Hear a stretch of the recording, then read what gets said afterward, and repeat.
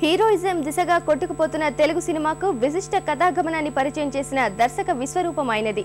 చలనచిత్రానికి ప్రబంధ గౌరవాన్ని సముపార్జించి పెట్టిన కళా తపస్వి అయిన సౌండ్ ఇంజనీర్ గా సినిమా రంగానికి పరిచయమై కళాత్మక దర్శకునిగా ప్రతిభ చాటిన ఆయనే కాశీనాథుని విశ్వనాథ్. ఈ కళా తపస్వి ప్రతి అడుగులోనూ ఓ సంచలనం. ఈ తెర వెనుక నాయకుడి సినిమాలు దర్శకులందరికీ పెద్దవాళ్ళ శిక్ష లాంటివి.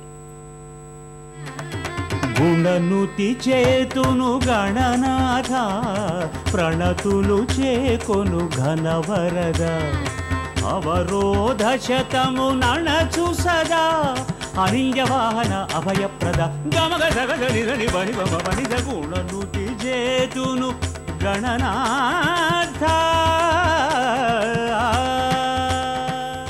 కాశీనాథుని విశ్వనాథ్ సినీ ప్రస్థానం మద్రాసు వాహిని స్టూడియోలో సౌండ్ డిపార్ట్మెంట్ లో మొదలైంది.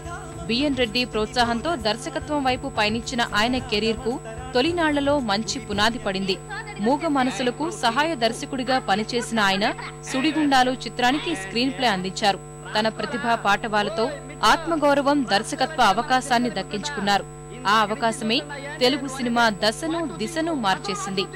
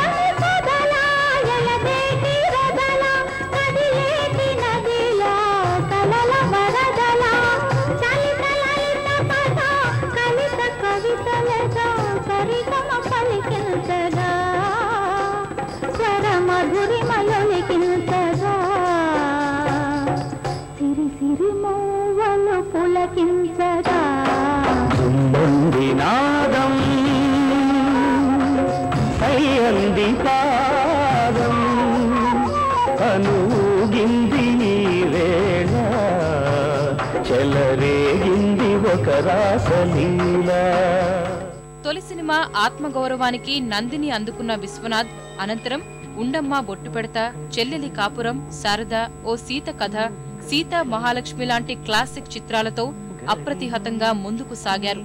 విశ్వనాథ్ ప్రస్థానంలో సిరిసిరి మువ్వ ఓ బంగారు మైలురాయి. స్టార్డమ్ మూసలో కొట్టుకుపోతున్న పరిశ్రమను శంకరాభరణంతో మేలిమలుపు తిప్పారు విశ్వనాథ్. ఇందులో శంకర శాస్త్రి పాత్ర ఎప్పటికీ సజీవం, అజరామరం. ముఖ్యంగా మీలాంటి ఛాందసులు నాలాంటి మేధావులు చేస్తున్న ఈ ప్రయోగాలు తప్పకుండా వింతీరాలి. అక్షరాల్ని నీ ఇష్టం వచ్చినట్టు విరిచేసి భావాన్ని నాశనం చేయడమేనటయ్యా ప్రయోగం. దాసు, ఆకలేసిన బాబు అమ్మా అని ఒకలా అంటాడు, ఎదురు దెబ్బ తగిలిన బిడ్డ అమ్మా అని మరొకలా గంటాడు, నిద్రలో ఉలిక్కిపిడి లేచిన పాపడు అమ్మా అని మరొక విధంగా అంటాడు. ఒక్కొక్క అనుభూతికి ఒక్కో నిర్దిష్టమైన నాదం ఉంది, శృతుంది, స్వరం ఉంది. ఆ కీర్తనలోని ప్రతి అక్షరం వెనుక ఆర్ద్రత నిండి ఉంది దాసు.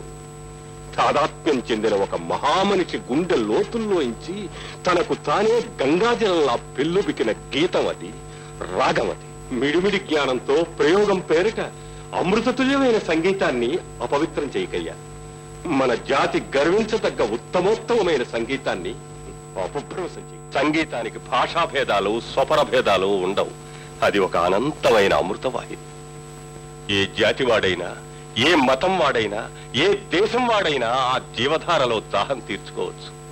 ఒక రకమైన సంగీతం గొప్పదని, మరొక రకమైన సంగీతం అతమమైనదని నిర్ణయించడానికి మనమెవరం? మన ప్రాచీన సంగీతాన్ని, సాంప్రదాయాన్ని అవగాహన చేసుకోకుండా దాన్ని మీరిలా అవహేళన చేయడం మూర్ఖత్వం. మన భారతీయ సంగీతపు ఔన్నత్యాన్ని గుర్తించి విదేశీయులెందరో మన పుణ్యభూమి మీద ఆ ప్రణవ నాదాన్ని సాధన చేస్తూ ఉంటే ఈ భూమిన పుట్టిన బిడ్డలు మీరే మన దేశపు సంగీతాన్ని చులకనగా చూడడం, కన్న తల్లిని దూషించడం అంత నేరం, ద్వేషించడం అంత పాపం. మానవ బంధాల విశిష్ట కోణాన్ని ప్రేక్షకుల ముందు ఆవిష్కరించిన సప్తపది విశ్వనాథ్ కెరీర్ గ్రాఫ్ కు మరింత వేగాన్నిచ్చింది. 1983లో వచ్చిన సాగర సంగమం కళా తపస్వి దర్శకత్వ ప్రతిభకు మెచ్చుతునక. 1985లో తెరకెక్కిన స్వాతిముత్యం సినిమాల్లో జాతిముత్యం అనడం ఏమాత్రం అతిశయోక్తి కాదు. భారత్ తరఫున అధికారికంగా ఆస్కార్కు నామినేట్ అయిన ఏకైక తెలుగు చిత్రం కూడా ఇదే కావడం మరో విశేషం.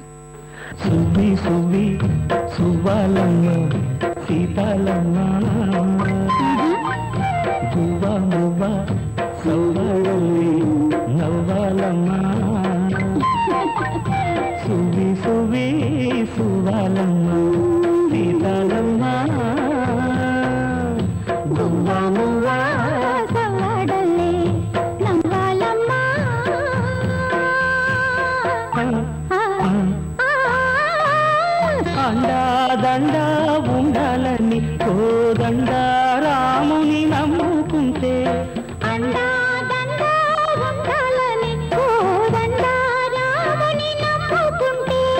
గుండెలేని మనిషల్లే నిన్ను కొండ కోనల కుదిలేశాడా.